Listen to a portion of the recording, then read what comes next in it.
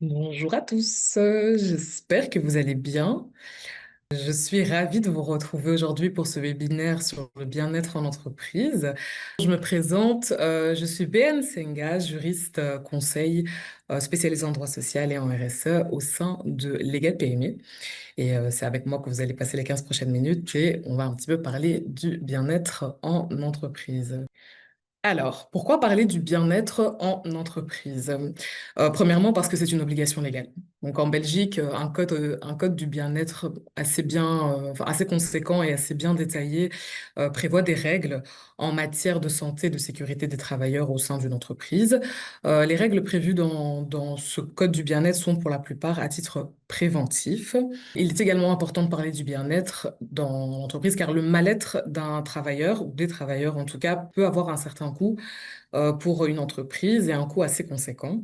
En moyenne, le coût du mal-être peut atteindre jusqu'à plus ou moins 13 000 euros par an par travailleur pour une entreprise. Donc, on se rend compte que c'est un coût assez énorme. Et là, ça reprend un petit peu tout ce qui est... En fait, ce montant couvre en général tout ce qui est absentéisme, le turnover, le désengagement du travailleur ou des collaborateurs, en tout cas, atteints de mal-être. Le bien-être en entreprise a également sa place, particulièrement aujourd'hui, parce que les mentalités ont changé. Donc, on est dans une génération où le bien-être détient une place beaucoup plus importante qu'avant. C'est vrai qu'avant, voilà, on cherchait un bon poste et on pouvait y rester longtemps. Aujourd'hui, les générations, surtout les jeunes générations aujourd'hui, voilà, mettent beaucoup l'accent sur le télétravail, par exemple, sur cet équilibre vie privée, vie professionnelle, sur le fait d'avoir un vrai droit à la déconnexion. Donc voilà, parler du bien-être en entreprise, surtout chez les jeunes générations, est assez important. Le principe du bien-être au sein d'une entreprise repose en principe sur 6 piliers. Le premier, la sécurité au travail. Donc, l'objectif ici sera de prévenir les risques ou accidents de travail. Il s'agit par exemple du port obligatoire des équipements de protection individuelle ou encore des formations données aux travailleurs. Ça peut être des formations incendie ou alors des formations sur l'utilisation d'une machine qui peut être dangereuse. Le second est la protection de la santé, qui concernera tout ce qui a trait à la santé physique, mais également mentale du travailleur. Il peut viser la gestion du stress, la prévention de burn-out, ou encore le suivi médical effectué auprès de la médecine du travail. Le prochain point est la charge psychosociale. Ici, l'objectif sera de prévenir les risques psychosociaux. Donc, à titre d'exemple, ce pilier reprend tout ce qui est la lutte contre le harcèlement au travail, harcèlement sexuel ou moral, ou la possibilité, par exemple, de pouvoir contacter une personne de confiance. Le point suivant est l'ergonomie du coup. Donc voilà, l'objectif ici est d'adapter des postes de travail aux caractéristiques des collaborateurs. Donc par exemple, s'il s'agit d'un département administratif, alors on va s'arranger pour par exemple mettre en place des systèmes de bureaux assis parce que ce sont des services où les gens sont souvent assis, donc il faut faire attention un petit peu au dos. Donc voilà, mettre un petit peu en place de manière à ce qu'ils soient physiquement bien. Ensuite, on a l'hygiène au travail. Donc ici, le but est vraiment de maintenir un environnement propre et sain. Donc c'est vraiment veiller à l'entretien des locaux, veiller à ce qu'ils soient propres et aérés. Et ensuite, on a l'embellissement des lieux de travail. Ici, ça concerne vraiment le fait de rendre les espaces, les locaux de travail agréables. Donc, à titre d'exemple, il s'agit par exemple de prévoir des espaces lumineux, de prévoir des pièces où les travailleurs peuvent se détendre ou éventuellement faire attention à ce qui est de la verdure un petit peu parce que voilà, c'est toujours plus agréable quand il y a un petit peu de plantes. Parlons chiffres. Parlons chiffres et niveau chiffres en Belgique.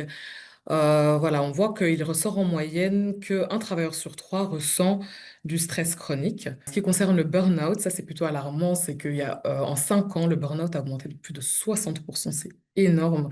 Et donc, on voit qu'il y a un vrai problème ici, en tout cas en ce qui concerne les entreprises belges au niveau du burn-out, et que l'idéal est peut-être de mettre en place des plans de prévention pour prévenir justement les burn-out et en tout cas être plus, plus attentif à ceci parce que ça touche quand même pas mal de travailleurs.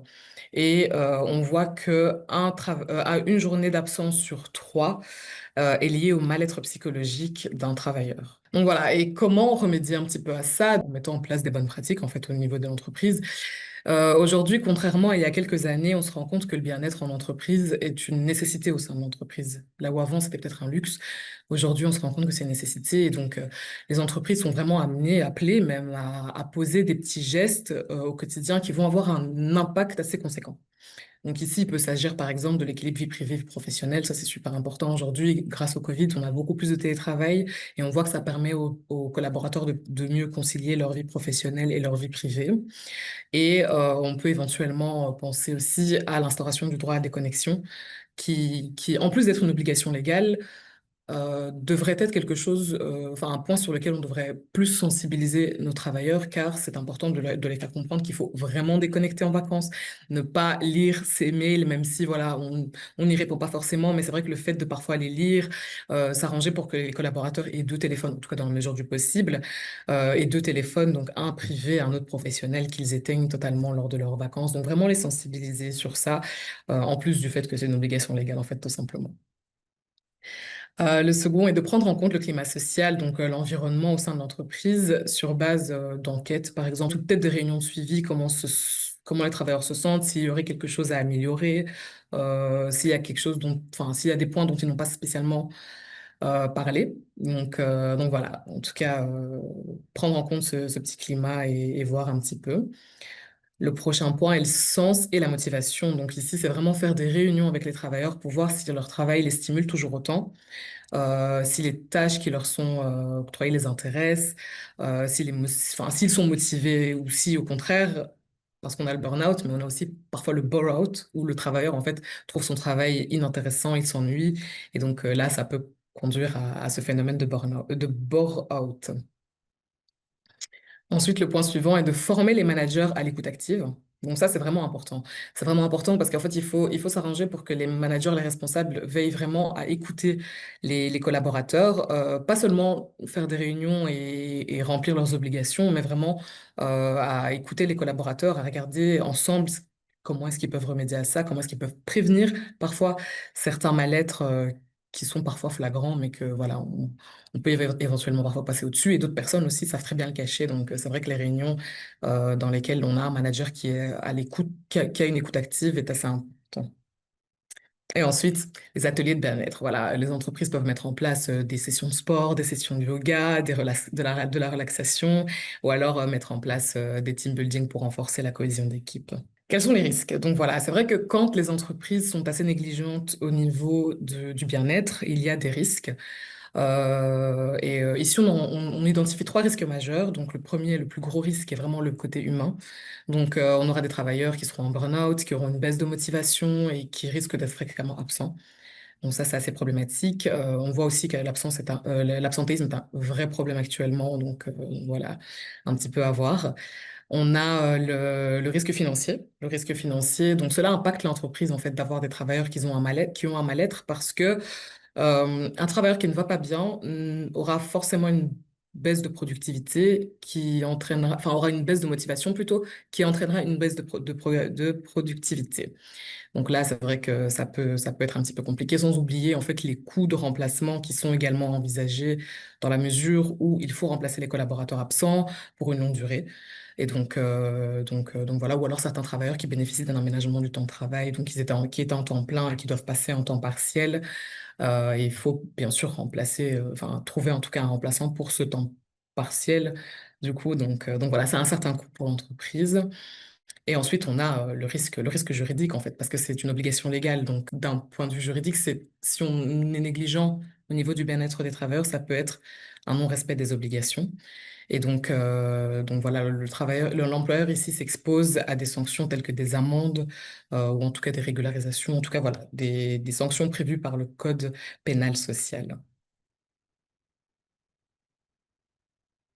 Et voilà, donc ici, on a déjà terminé ce webinaire. Je sais, on a le temps pour quelques petites questions. En attendant, donc si jamais vous en avez, ici, je me permets de vous présenter notre tout nouveau livret en lien du coup avec ce webinaire. C'est tout comprendre sur le bien-être en entreprise. Donc ici, vous aurez un petit peu plus détaillé, bien évidemment, les points que nous avons relevés dans ce webinaire et un petit peu des conseils, une checklist Et bien évidemment, notre petite touche, une partie pratique, c'est plus une interview d'un spécialiste. Voilà, je ne vous en dirai pas plus. Je vois qu'on a une question d'Arnaud, qui est super intéressante, merci. En termes d'ergonomie, quels sont les points obligatoires? Siège de travail, bureau debout, ballon siège. En fait, ça dépend, il n'y a pas vraiment de points obligatoires. Après, tout dépend un petit peu du secteur, surtout d'activité de votre entreprise. Donc voilà.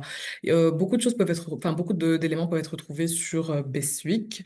Et donc voilà. Mais c'est vrai que ça nécessite une petite recherche. N'hésitez pas à nous envoyer un email. Je vous rappelle que vous avez 15 minutes gratuites avec le juriste de votre choix. Ici, en l'occurrence, ce sera avec moi. Et donc voilà, vous pouvez vraiment me poser votre question, me dire quel est votre secteur d'activité, regarder un petit peu, parce qu'il faut que je regarde, enfin souvent, il faut regarder les postes qu'il y a au sein de l'entreprise et, euh, et en fait, comment est-ce qu'on peut y remédier au maximum, en tout cas en termes d'ergonomie. Donc, n'hésitez vraiment pas à nous poser la question. J'y répondrai avec grand plaisir. Ensuite, voilà, n'oubliez pas de vous inscrire à nos prochains mini-webinaires. Donc, le prochain sera le 4 décembre sur le droit à l'image et le RGPD. Et les deux prochains seront en février et en avril. N'oubliez pas que nous avons des formations. On en a une en novembre sur la rémunération alternative et une en janvier sur les principaux documents de l'entreprise. Ah, voilà, donc toujours des questions concernant l'ergonomie durant le télétravail et le bien-être. Alors ici, n'hésitez pas, de nouveau, comme expliqué au-dessus, en fait, c'est un peu la même question. N'hésitez pas à me poser la question parce qu'en fait, le problème, c'est qu'il peut, pas vraiment un problème, mais c'est vrai qu'il faut que votre secteur d'activité peut impacté. Ici, dans ce cas-ci, en général, durant le télétravail, il n'y a pas vraiment d'obligation concernant l'employeur. C'est vraiment de fournir, en tout cas, si vous avez des travailleurs, par exemple, qui ont mal au dos et qui vous demandent une chaise spéciale, vous pouvez les leur fournir. Certains travailleurs peuvent demander, par exemple, des coussins. Donc voilà, c'est pas vraiment des obligations. En tout cas, il faut juste veiller au bien-être du travailleur, en tout cas, lorsqu'il est en télétravail.